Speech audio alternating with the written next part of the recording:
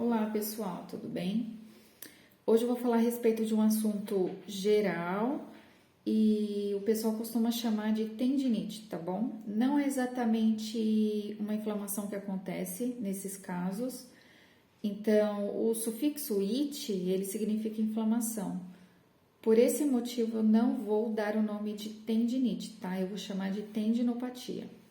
Então, basicamente é assim que funciona. O tendão, ele ao receber uma carga, tá? Um tendão comum, um tendão saudável, ao receber uma carga, ele sofre uma adaptação e ele fica mais resistente após isso. Então, são alterações normais esperadas de um tendão frente a recebimento de carga.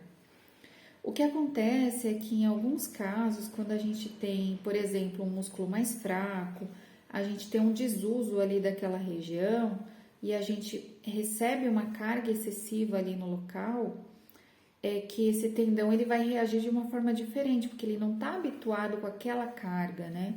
Então ocorre que a gente chama de tendinopatia reacional, né? É uma resposta do tendão, tá? Não é exatamente uma inflamação. E esse tendão, ele responde de forma a ficar mais espessado, mais engrossado.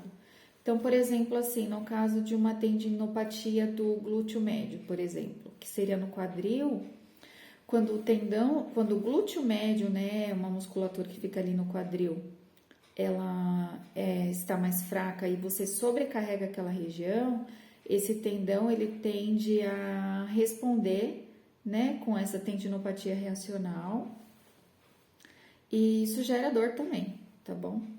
Então, assim, inicialmente ocorre, né, essa resposta a uma carga excessiva, né, do tendão, ao tendão, e isso causa dor, tá?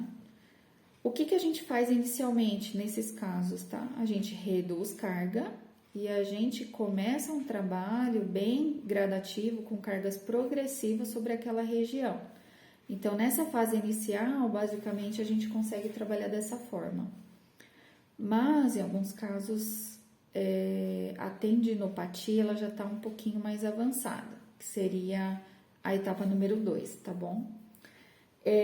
Chega um momento em que ocorre uma desorganização do colágeno do tendão. Então, as fibras elas não ficam bem organizadas, elas ficam desorganizadas, tá? Elas ficam mais onduladas. E elas não estando muito bem posicionadas, elas perdem a capacidade de tolerar carga, né? Então, assim, nesse caso secundário, a gente só reduzir a carga já não adianta, não é o suficiente para melhorar, tá? E aí a gente encontra uma terceira etapa ainda, que é depois dessa segunda aí, em que ocorre já um processo de degeneração. Nessa terceira etapa ocorre, inclusive, a morte mesmo, né, da região ali do tendão, que é a necrose, tá? Nesses casos é o seguinte, a necrose, que seria aquele tecido que morreu, ela não acontece no tendão como um todo daquele músculo, né? Tem uma área morta ali de necrose e tem uma área que ainda está teoricamente mais saudável, né? Que pode estar nessas fases mais iniciais aí do acometimento do tendão. Então, numa fase reacional, por exemplo, né? Então, como ela está numa fase mais inicial ali, aquela estrutura ali ao redor da parte necrosada, a gente ainda consegue trabalhar essa parte preservada, ou parcialmente preservada, na verdade, para fazer o tratamento desse paciente, tá bom? Então, assim, com relação a tendinopatias no geral, é necessário o acompanhamento do fisioterapeuta para saber abordar isso de forma eficaz, tá bom? Para que isso não venha, por exemplo, se você está numa fase inicial, né, numa tendinopatia reacional, para que isso não venha evoluir para uma fase de necrose, tá? E isso é muito bem realizado com um profissional adequado, tá bom? Qualquer dúvida eu estou à disposição. Tchau, tchau.